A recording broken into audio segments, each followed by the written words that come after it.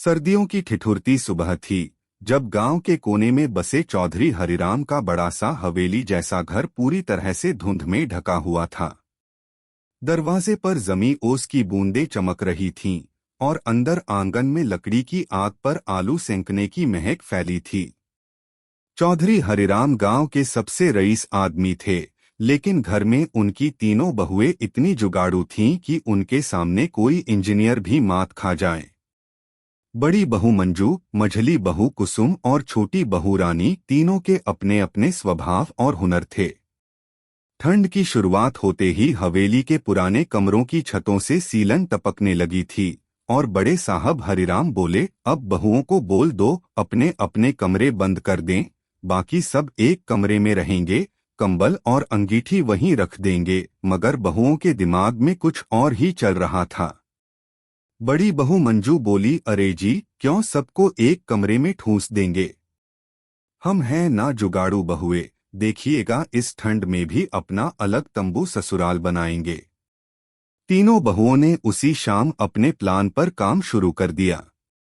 रसोई से बोरिया, छत से पुराने पर्दे, आंगन के कोने से टूटे बांस के खंभे और ससुर जी के छोड़े पुराने बिस्तर के तार सब निकाल लाईं।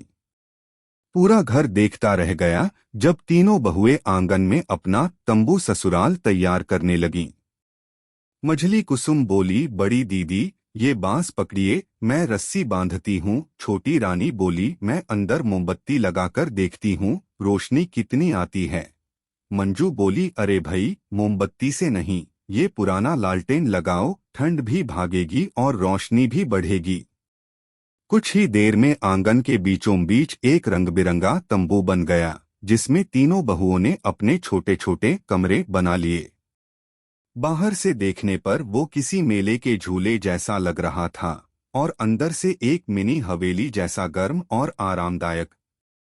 रात को जब ससुराल के सब लोग तंबू के पास पहुंचे तो सबकी आंखें फटी की फटी रह गईं। हरिराम बोले, ए बहुओं, ये क्या नया चमत्कार कर दिया तुमने? मंजू हंसते हुए बोली, ससुर जी, इसे कहते हैं जुगाड़ू बहुओं का कमाल। हवेली में सीलन है तो क्या हुआ, हमने तो अपना आराम खुद ही बना लिया। तंबू के अंदर तीनों बहुओं ने बिस्तर के नीचे पुरानी अखबारें बिछाईं ताकि ठंडक ना लगे। ऊपर ऊनी चादरें, बीच में छोटा सा कोयले का अंगीठी स्टोव रखा और कोने में चाय पानी का छोटा सा स्टैंड भी बना लिया। उन्होंने एक छोटा मटका भी रखा जिसमें उन्होंने अदरक तुलसी की काढ़ा बनाया था, जिससे तंबू के अंदर भाप और खुशबू दोनों फैल गईं।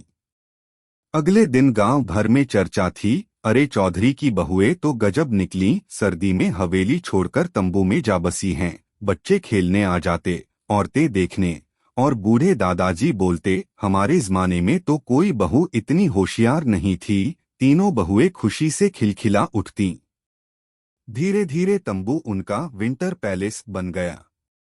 मंजू रोज उसमें रोटियां सेंकती, कुसुम ऊन बुनती और रानी मोबाइल पर गाने बजा देती।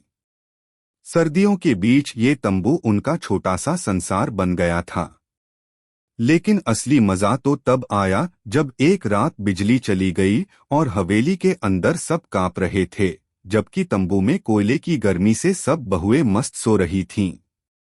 ससुराल वाले सुबह तंबू के पास पहुंचे तो देखा तीनों बहुएं गुलाबी गालों के साथ हंसते हुए चाय पी रही थीं। हरिराम बोले, बहुओं, अब तो हमें भी इस तंबू में जगह दो। मंजू बोली, अरे ससुर जी, जगह तो है, लेकिन हमारे तंबू में प्रवेश के लिए एक शर्त है, सुबह की चाय और शाम की गपशप जरूरी है। पूरा घर हंसी से गूंज उठा।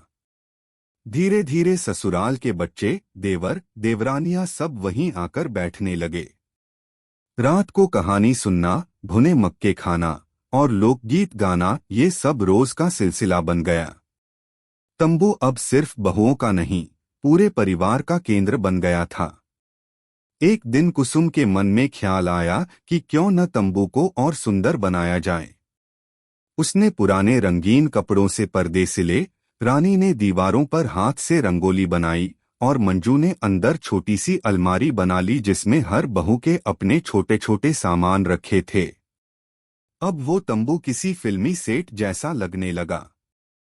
गांव की औरतें आने लगीं सीखने। मंजू बहन बताओ ना, ये तंबू कैसे बनाया? तो मंजू बोली, पहले दिल में हिम्मत चाहिए, फिर घर का बेकार सामान।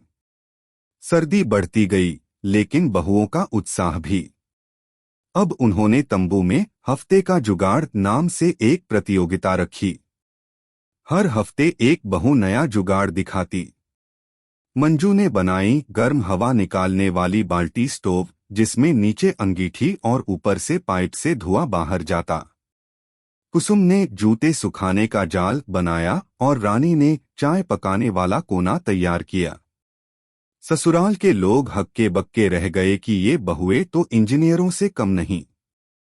एक दिन अचानक बारिश आ गई। हवेली के अंदर छत टपकने लगी, लेकिन तंबू के अंदर एक भी बूंद नहीं गिरी। बहुओं ने तंबू के ऊपर प्लास्टिक शीट और अंदर मोटा कपड़ा लगाया था। सब सुरक्षित थे। ससुराल वाले बोले, अब समझ आया जुगाड़ू बहुओं का मतलब क्या होता है। हरिराम ने गर्व से कहा, मेरे घर की बहुएं ही असली संपत्ति हैं। सर्दी के आखिरी हफ्ते में जब मौसम कुछ गर्म हुआ, तो बहुओं ने सोचा अब तंबू खोल देना चाहिए। लेकिन पूरे घर ने मना कर दिया। बच्चों ने कहा, नहीं मम्मी, हमें तंबू में ही रहना है। ससुर जी बोले, तंबू ना हटाना, ये तो हमारे घर की पहचान बन गया है।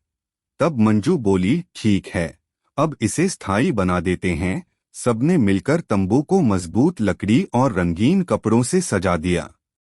अब वो एक प्यारा सा कॉर्नर बन गया, जहां हर शाम परिवार साथ बैठता था, बातें करता, हंसता, गाता।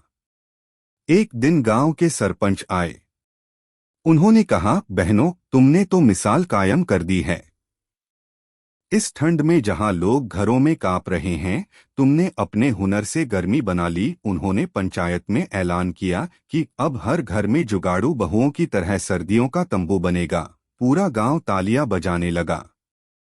बहुएं शर्माते हुए मुस्कराईं। सर्दियां बीत गईं, लेकिन उस तंबू की याद हमेशा के लिए रह गई। गर्मियों में वो जगह अब बच्चों का खेलने का अड्डा बन गई और त्योहारों में सजावट का केंद्र। ससुराल के सभी लोग अब तंबू ससुराल को अपनी शान मानने लगे थे। मंजू, कुसुम और रानी तीनों अब गांव की जुगाड़ू बहुएं कहलाती थीं, जिनकी कहानियां दूर दूर तक फैलीं। कहानी के अंत में जब पहली बारिश की बूंदें फिर आईं, तो मंजू बोली, बहनों, लगता है फिर से हमारा तंबू ससुराल सजाने का वक्त आ गया। तीनों हंस पड़ी। हवा में अदरक वाली चाय की खुशबू थी।